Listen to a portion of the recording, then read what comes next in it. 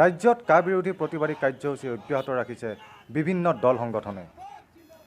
আজি মৰাণ নগৰত কা আৰু EIA বাতিলৰ দাবীত মানৱ শৃংখলেৰে প্ৰতিবাদ সাব্যস্ত কৰে অসম জাতীয়তাবাদী যুৱ ছাত্ৰ পৰিষদৰ মৰাণ আঞ্চলিক সমিতিয়ে। মৰাণ নগৰত ট্ৰেফিক পইণ্টৰ সমীপত ৰূপায়ণ কৰা এই কাৰ্যসূচীত যুৱ ছাত্ৰ পৰিষদৰ কৰ্মীসকলৰ লগতে বিভিন্ন দল সংগঠনৰ কৰ্মকৰ্তাই অংশগ্ৰহণ কৰি বিজেপি দল আৰু চৰকাৰৰ বিৰুদ্ধে হুঁচাৰ হৈ উঠে। জিন্দাবাদ জিন্দাবাদ জিন্দাবাদ জিন্দাবাদ জিন্দাবাদ জিন্দাবাদ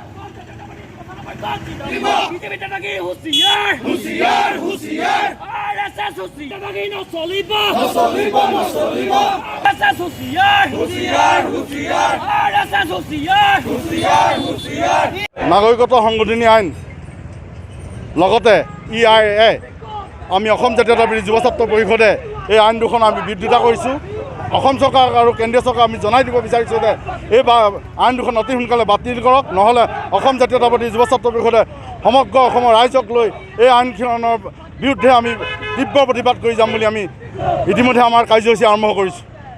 আনহাতে কৃষক নেতা অখিল গগৈৰ মুক্তি, কা আৰু EIA বাতিলৰ দাবীত আজি মৰাণৰ গছপুৰীয়াত গীতে মাতে সাংস্কৃতিক প্ৰতিবাদৰ কাৰ্যসূচী ৰূপায়ণ কৰে টাই আহোম যুৱ পৰিষদ আৰু অঞ্চলটোৰ বহুকেইগৰাকী সাংস্কৃতিক কৰ্মীয়ে।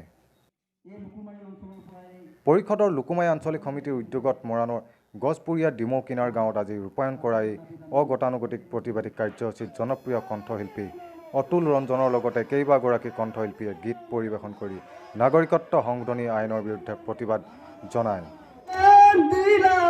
বিচাৰিলা অধিকাৰ ৰত্নধাৰী শ্বহীদ হলা নহহিলা বিচাৰ অগণিত স্নান কৰি জয় ধ্বজা উৰুৱাই অসম আৰু অসমীয়া ৰাখিলা তুমি জীয়াই বিকৃত হৈ গ'ল অসমীয়া মানুহক কানে কানে নক কিয় মানুহক কানে কানে নক কিয় জহি খহি যোৱাহি ভয়াৰ্ত মানুহৰ জহি খহি যোৱাহি ভয়াৰ্ত মানুহৰ মনবোৰ আকৌ নহযাৱনো কিয় মনবোৰ আকৌ নহযাৱনো কিয় আজি অজস্ৰ মানুহৰ বুকুৰ বেদনা দেখি তুমি নীৰৱে বাৰু হৈছ কিয় হৈছ।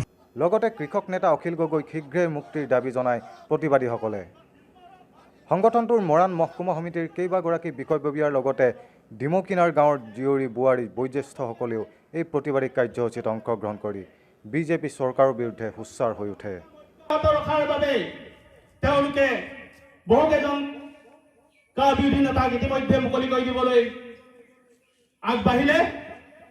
আমি আজি লোকমাই আঞ্চলিক সমিতিৰ উদ্যোগত এই লোকমাই ডিমৌকিনা বঙালী গাঁৱৰ চাৰিআলিত আমি আজি প্ৰতিবাদ সাব্যস্ত কৰি আমি অসম চৰকাৰক জনাব বিচাৰিছোঁ যে তেওঁলোকে অখিল গগৈ ডাঙৰীয়াক যদি অতি শীঘ্ৰে মুক্তি কৰি নিদিয়ে, কাখন বাতিল নকৰে আৰু যি EIA খচৰা প্ৰস্তুত কৰিছে তাক অতি সোনকালে বাতিল নকৰে তেতিয়া কিন্তু আমি টাই আহোম যুৱ পৰিষদে ইয়াতকৈ আমি ভয়ংকৰভাৱে আন্দোলন কাৰ্যসূচী গ্ৰহণ কৰিম। এয়া মাত্ৰ আজি আমাৰ প্ৰতীকী কাৰ্যসূচী হিচাপে আমি ধৰিছোঁ।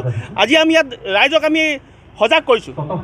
এই ৰাইজে আজি ইয়াত যিসকল ব্যক্তি উপস্থিত আছে তেওঁলোকে গৈ তেওঁলোকৰ দাঁতি কাষৰীয়া যিসকল ব্যক্তি আছে এই ব্যক্তিসকলক এই মেছেজটো প্ৰেৰণ কৰিব আৰু অনাগত দিনত ইয়াতকৈ আমি ভয়ানকভাৱে কাৰ্যসূচী ল'বলৈ আমি বাধ্য হ'ম।